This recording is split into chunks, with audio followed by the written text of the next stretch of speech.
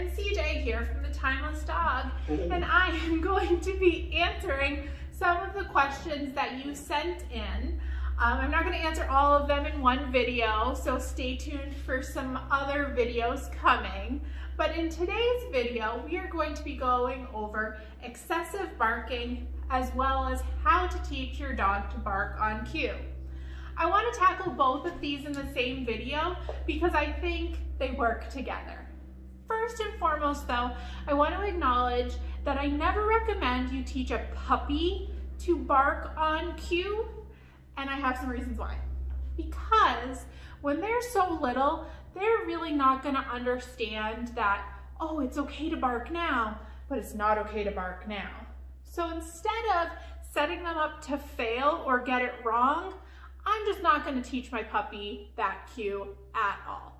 You can teach them when they're a little bit older and they can better understand that, oh, when mom says speak, then I can talk. Or I'm not supposed to bark right now because mom didn't say it.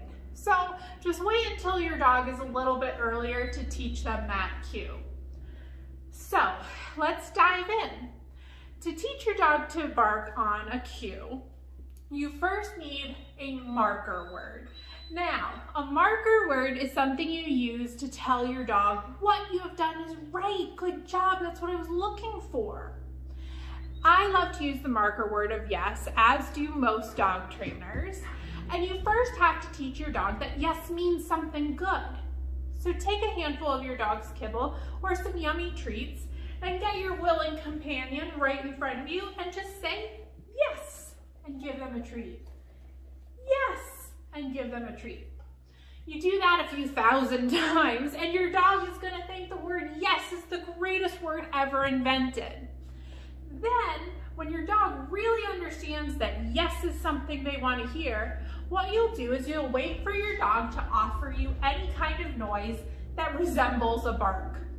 Now, when you start, you may only be able to capture a yawn or a grunt or something like that, but that's okay. With captured behavior, you can always kind of tweak what you're looking for in your dog. And yes, so I would pay for that. Captured behavior is all about just capturing what your dog offers you naturally. So our dogs are gonna make noise. You can yes and pay them for those noises they make. Then, as your dog gets better at this, you would wait for them to actually bark. And then you would yes and pay. But here's the thing, guys. You're not waiting for your dog to bark 3, 4, 5 times when you're yesing and paying. You're only looking for your dog to bark once. Because I know I don't want to say speak to my dog and him bark 7 times.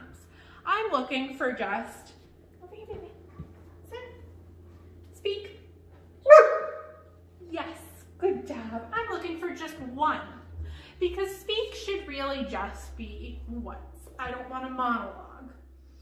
Now, if your dog is barking excessively, which does happen. Dogs like to chat.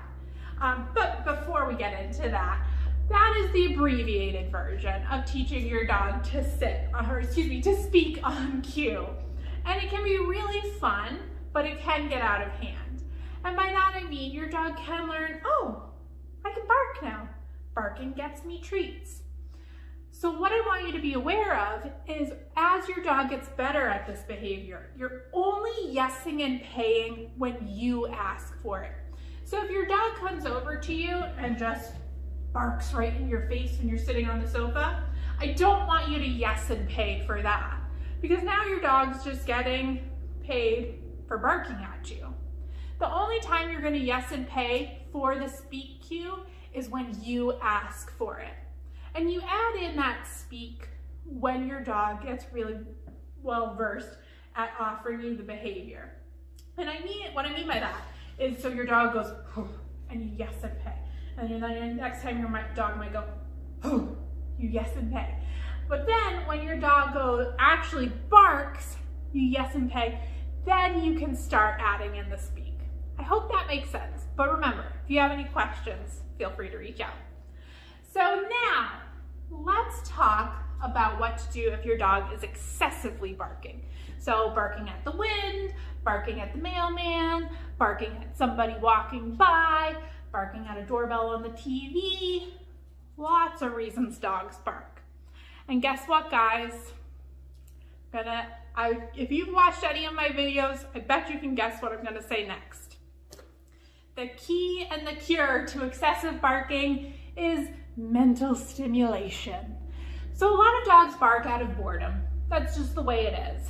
Other times, yes, there's something exciting going by and I want to bark at you because I don't know what you're doing in front of my house.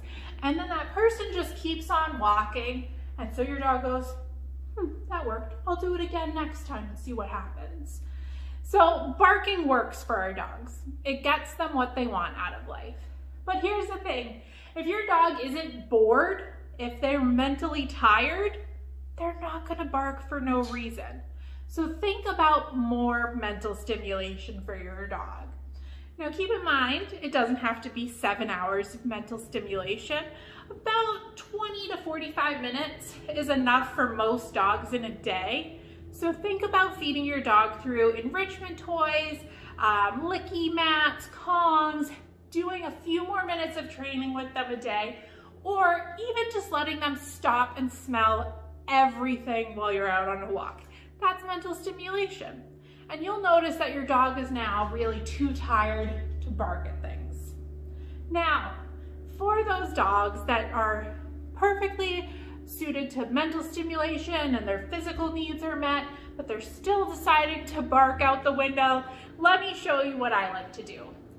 So for me in my house, I don't worry about CJ being completely silent when the mailman comes by or somebody walks by the house.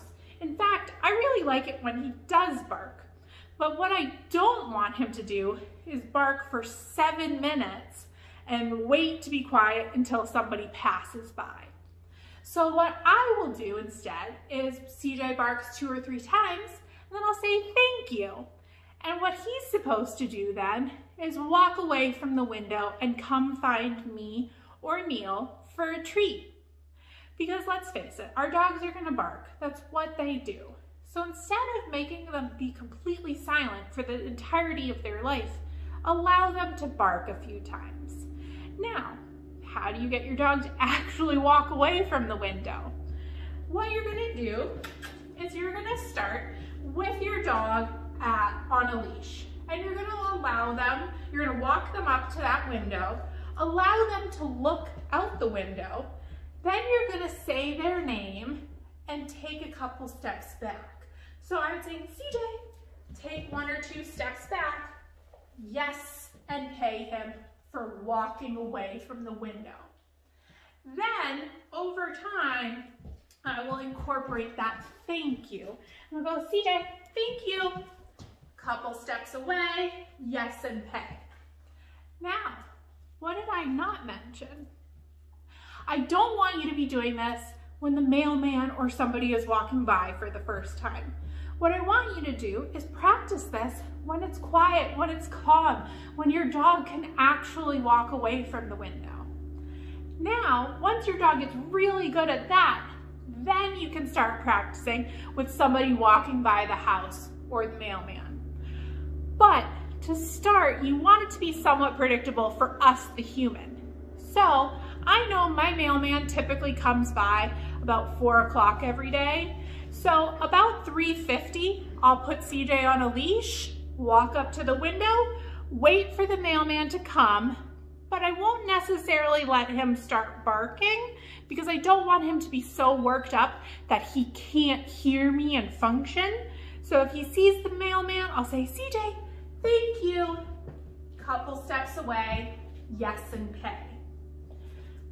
Now, to practice for people walking by the house, what I'll do is I'll send Neil outside and I'll say, just walk by the house a couple of times. Every time CJ looks at him and I say, CJ, thank you, and walk away, I'll yes and pay him for that. Then, the more you practice this, the more your dog will become conditioned to, when I see a human, I walk away. and I get paid. This is great. I want people to walk by, or I want that mailman to come. But you have to be consistently practicing this. This is not a behavior that's going to be solved in a 10-minute video that you watched online, but it's going to be a behavior that is changed over time with patience, repetition, and lots of practice. If you have any questions, or if you are continuing to struggle with this, please feel free to reach out. I'm always here to help. I don't want you guys to struggle and think that this is the way it has to be for the rest of your life. This is just one option. So give it a whirl. Let me know if it works for you. Let me know if you have any questions. And as always, don't forget to tell your dog I said hi.